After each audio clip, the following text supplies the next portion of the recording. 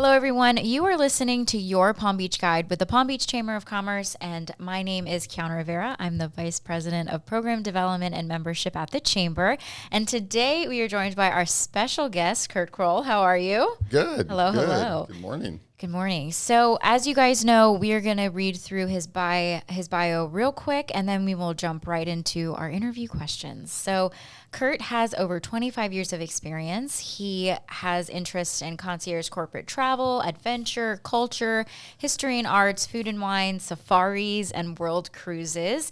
He has a specialty in Africa, Antarctica, Asia, Europe, India, Middle East, and South America.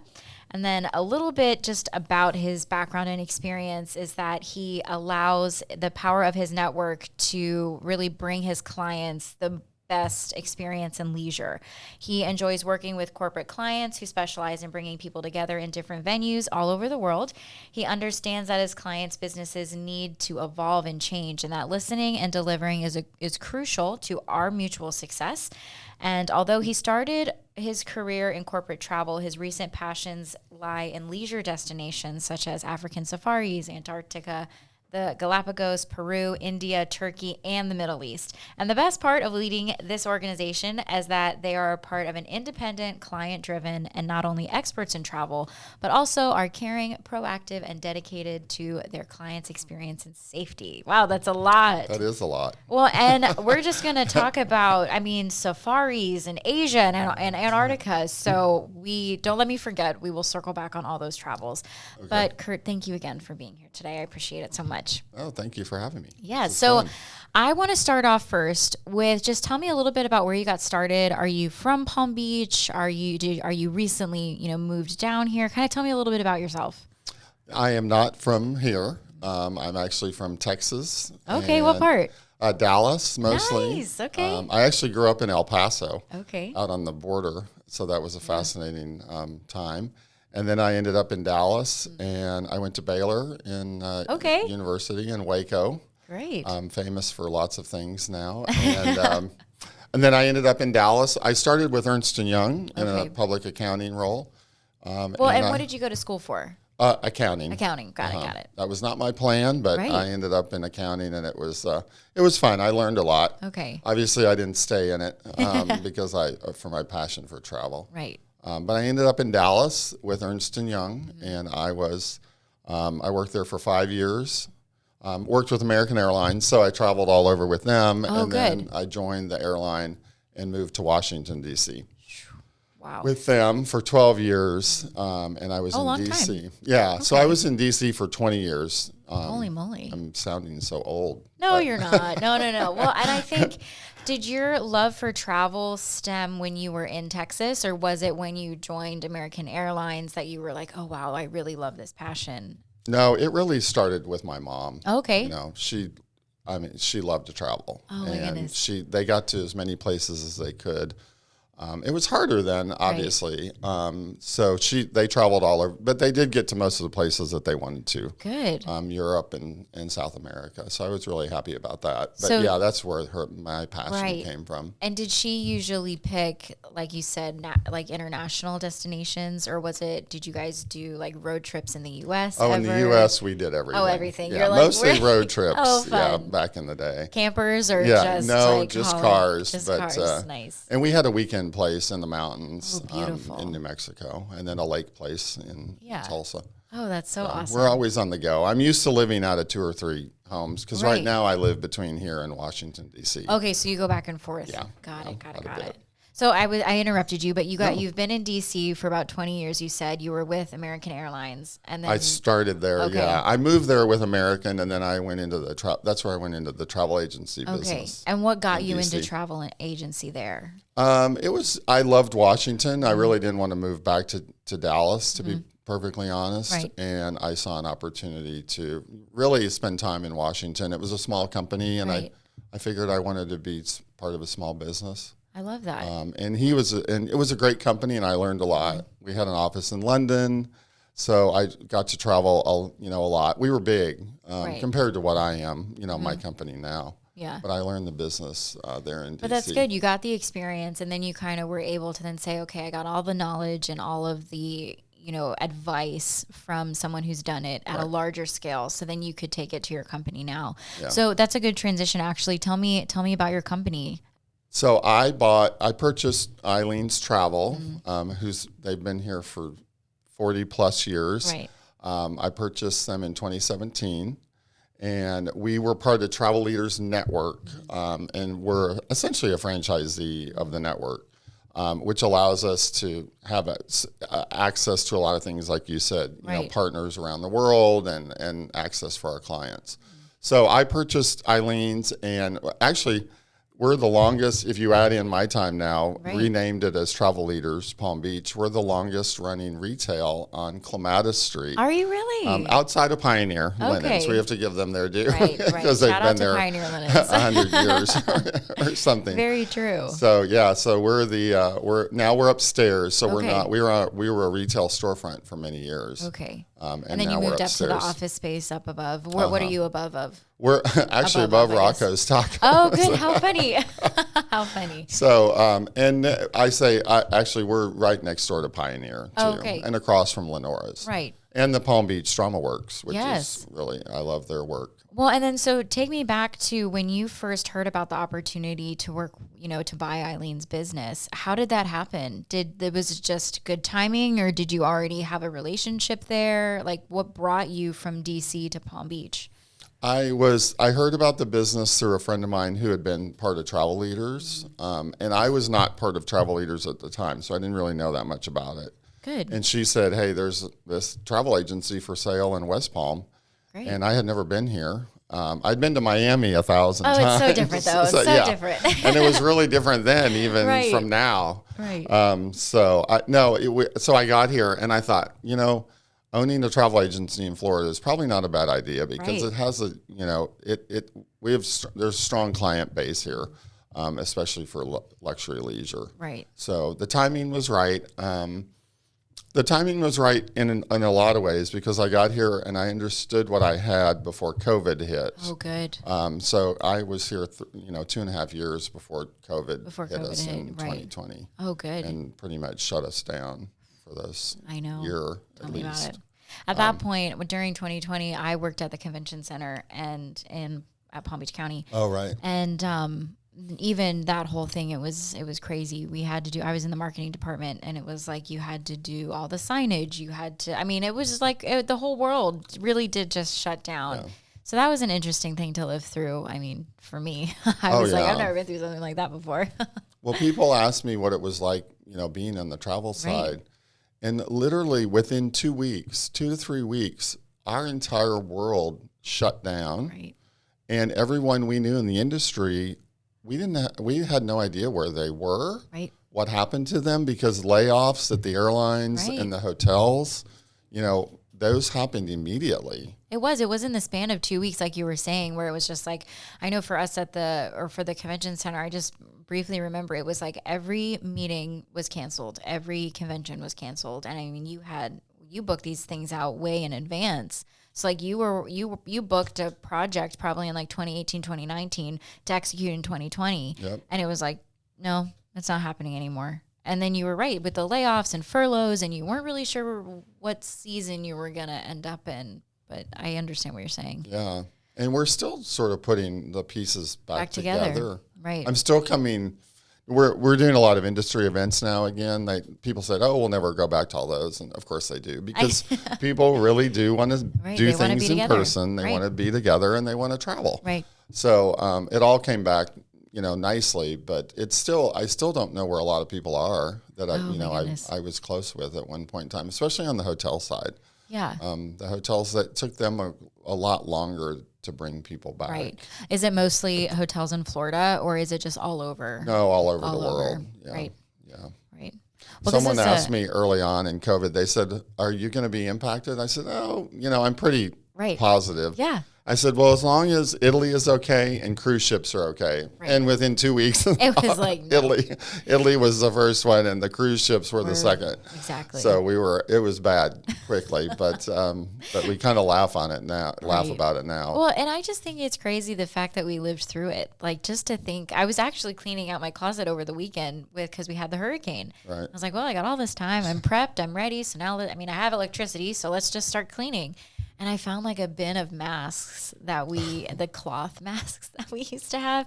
And I just remember trying to match my mask with what I was wearing for that day. And I had like hundreds of cloth masks. So that's funny that you mentioned that, of just the life that we lived then to how we're adapting now and how we really had to change kind of things do come back just of what we're used to, but also just the innovative mindset that we've had to make it out of COVID and even try to do business during COVID. Right. So I'm glad you mentioned that. But real quick, you're listening to Your Palm Beach Guide with the Palm Beach Chamber of Commerce, and we are joined today by our guest, Kurt Crowl with Travel Leaders Palm Beach.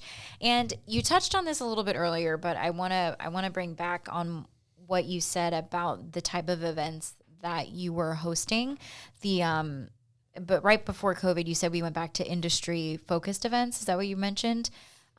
So I want to hear a little bit more about that. And then I want to dive into your specialty at Travel Leaders Palm Beach. Like if you were to give me your elevator pitch, if I was a potential client, which of course I am always a potential client, give that to me. Okay. Okay.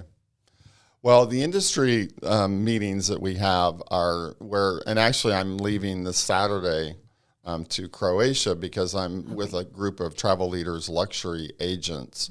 We're being hosted by the government of Croatia for a week. Okay. So we have meetings in Dubrovnik with suppliers from that region. So suppliers are what we call DMCs, which are destination management companies, and then hotels. And so we'll do that for 2 days, and then they're taking groups of us out to trips to Split, and some other locations in Croatia. So it'll be a week. So you get to experience it pretty much, and then you're able to then sell the product, I guess, or sell the destination. Oh, that's awesome. Yeah, that's basic. And then, but we have these events throughout the year. Like I'm going to it's in Cannes in December, and it's ILTM, which is the largest luxury travel meeting in the world. Holy moly. It's like 6,000 people. That's awesome. Yeah, it's a lot of fun, but it's exhausting. Oh, I bet between the travel. How far is that? What's that plane ride like? It's it's about 12 hours to Paris, and then you just hop over to Cannes. I'll just hop over. But it's fun, you're in a convention center full of travel related people, and that's where we meet these the people we rely on to provide us quality service for our clients. Well, and so how many layers is it between like I book you as my I'm the client now? What does that look like for me if I pick?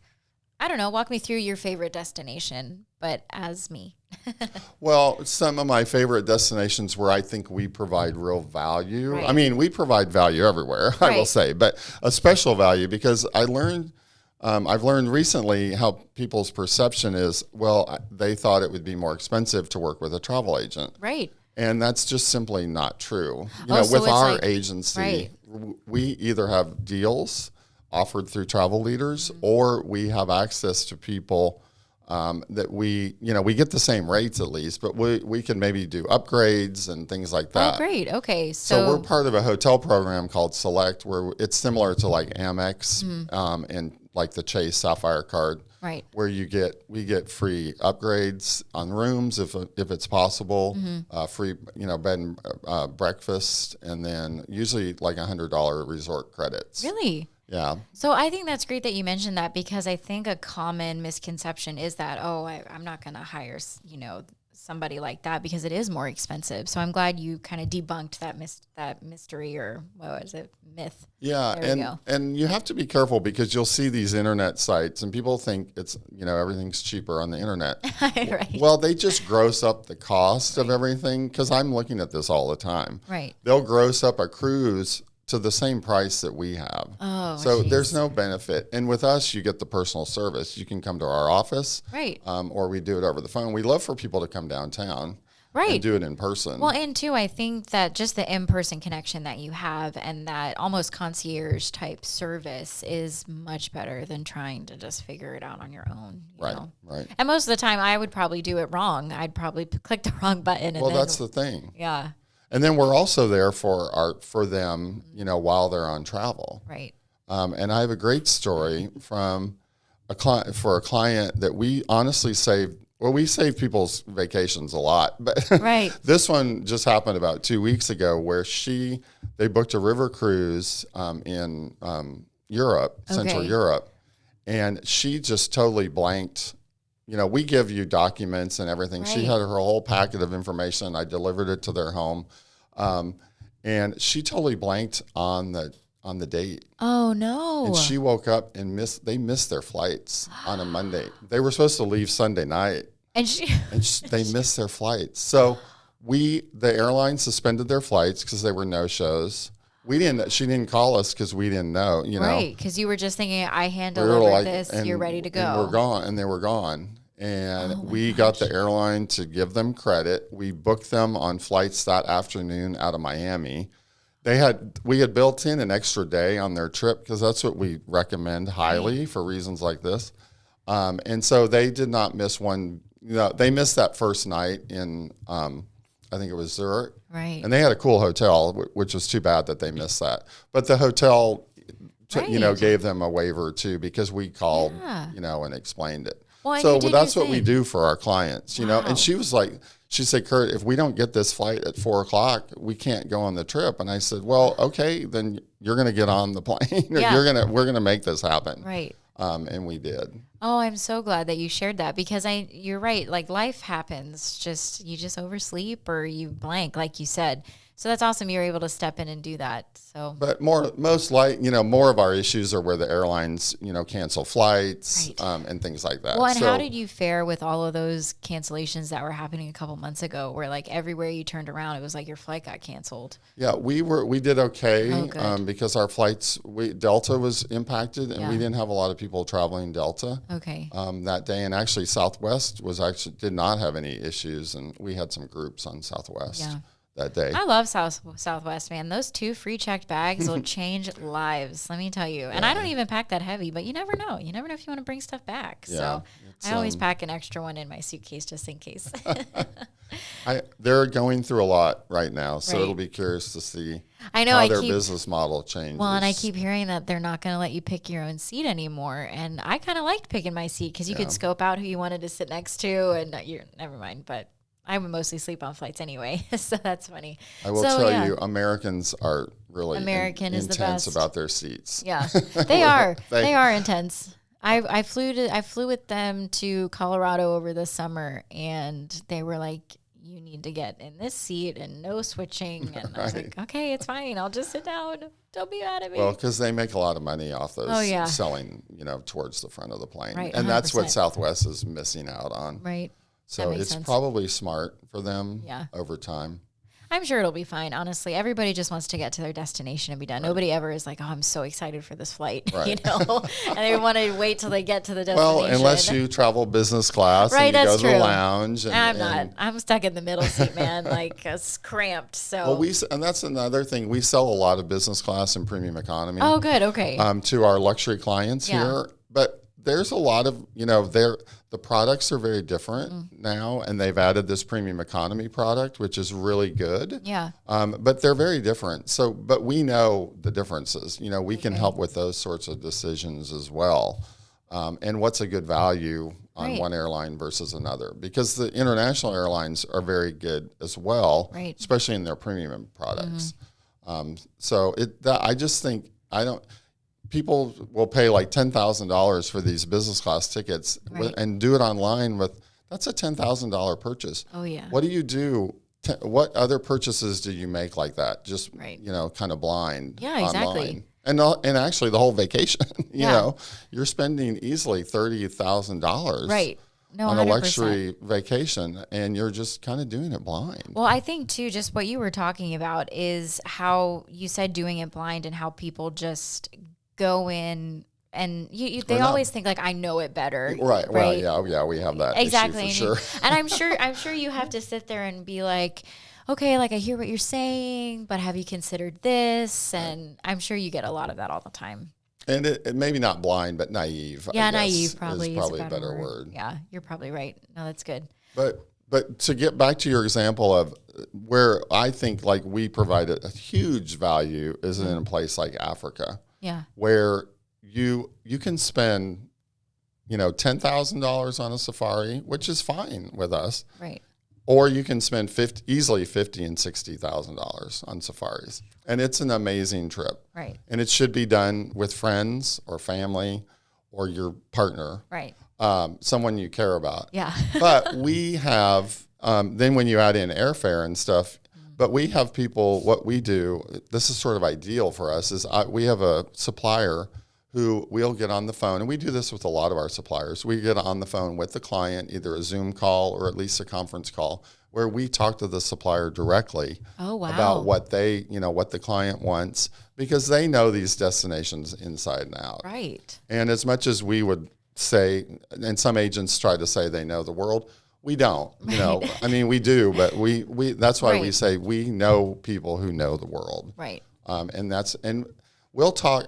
We've talked people out of like spending $20,000 on a certain lodge in Africa because it wasn't right. And our supplier there, Paul, was like, "Don't do. It's really not worth that. If you want my honest opinion." And people do. People want the honesty for someone who lives there or has experience from there, because most of the time, especially if you're a first-time traveler to that destination, you're just saying, okay, like, this is what I've seen, this is kind of what I'm feeling, and I want to have this experience, but I don't know any, like, which way to go in the first place. Right. So I'm glad that you said that, because that just takes away kind of the fear of people not wanting to even take the first step to say, I want to travel, and the life changes that they experience when they come back. Because I traveled abroad for the first time a couple of years ago. I went to Oktoberfest in Germany. Oh, fun.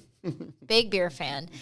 And that was my first time really out of the country. And I kid you not, I come back and I just have this like whole new perspective on life. Yeah. I was like, the world is so much bigger than our little town that we live in and our little city. And we go in our little square of just our habits. And to step outside of that is just really wonderful. So I'm glad and you help people get there. That's the point that I'm trying to say, is like, you help people take that fear of, I don't know if I can plan this for myself.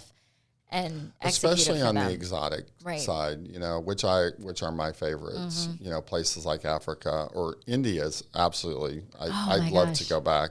I took a group of 10, mostly friends. Oh, that's awesome! And we just loved it. How long were you in India for? We were there it ended up being 14 days. Okay, but the trip, the tour itself was 10. Right. But I'm dying to go back. And then the same. We went to Egypt. This time last year, actually, we were in Egypt. Egypt is quite safe. People don't realize that. Oh, good. Let's speak about that, because that's another myth safe. Let's debunk. Yes. So tell me about Egypt and your experience there. So Egypt is, you will go through 10,000 security checks. Right. Once you arrive, you go through another security check to get out to your transportation. Mm-hmm. You'll go through it at your hotel. And if you're in a small group at all, they are checking things all the time. Okay. Because the last thing that can happen to Egypt is to have another bomb or something happen, because that's their economy. Exactly. Yes. That's their entire economy. Wow. They do not have natural resources. It's a desert. Right. And outside of the canal, that's their only moneymaker is tourism. Wow. Okay. So it's really, I get upset when people won't just rule places out because they don't know. Well, they don't know, and they don't ask. Right. They don't ask. Jordan is safe too. Right. I don't know if I would go to Jordan right now, but definitely Egypt, and that's when you can get the best values too, because the hotels are like unbelievable. The service is really beautiful, and the cruises, the river cruises, Nile River is really the way to go. That's awesome. But that's Egypt. People save it for too late, and it's a very active place. Oh, okay. You really need to go to Egypt like in your 40s and 50s. Really? Okay. Or even earlier. Right. Because it's so active. All of the exotic places, really, you should go when you're younger. Okay. And then save Europe when you're older, because it's not. Oh, so people do it backwards they then. do it backwards You're right. in my mind. Oh, you're right. Actually, you're right. Now that I think about it, all of my friends traveled to Europe, and nobody ever thinks about the other destinations. And they save it thinking. And also, I have this philosophy that really, if you're a cultural history buff, right, you really want to go to, and that's why I'm excited about going to Croatia, but the history is ancient. It's the same about Turkey. That's Istanbul awesome. is one of my favorite places in the world. And it is very, very safe. Again, because they can't have things happen. Exactly. And they're very conscious of it. But those are the building blocks of history. Right. In Turkey and Egypt and the Middle East. Yeah. And then I find, and that's why I've been realizing when I go there, I'm like, I wish I'd known all this before I went to Europe and saw all these, cathedrals, and because it all builds on itself. Right, exactly. So, and especially the Eastern Europe history, which we don't really know that well, is really fascinating. That you do come across that more in Europe. Holy cow, that's awesome. Well, real quick, you're listening to Your Palm Beach Guide. And again, our guest today is Kurt Crowl with Travel Leaders Palm Beach. And I want to pivot real quick as we kind of wrap up. I want to know, one, how'd you hear about the chamber? And honesty is the best policy. Are you having a good experience so far? I heard about the chamber early from when I moved here. Probably through friends that I met. Okay. Good. Yeah, but I mean, everyone knows about it. Like if you're doing business, honestly, if you're doing business in West Palm Beach or Palm Beach, right, it's really the best chamber. Oh, good. Thank you. I remember my first meeting. I was like, oh my gosh. Oh, what was it? Do you remember? Oh gosh, this was it was probably 2018. Okay. Or 2017. I don't think I was here yet for that, but yeah, I don't think you were here. Yeah, not yet. But still, I think you had an airline executive too. Probably. And then you had this guy that did his whole presentation in pictures. Really? Yeah. I've tried to do that. It's kind of a fun idea if you try. Pictures, okay. And if you can't talk to the picture, because people get bored reading the, they do, yeah. all they those get so points. board. But anyway, that was one of my first ones, and I loved funny. it. Because you're in that room and you're like, yeah, these are the people that really, they want to do business with, right? And that you can really lean on to help grow your business and have the same mindset and strategies set forward to grow. I mean, that's the whole point, is to grow. But I will say your socials, which when did you start that? Gabby is the mastermind behind our social media. So she took over.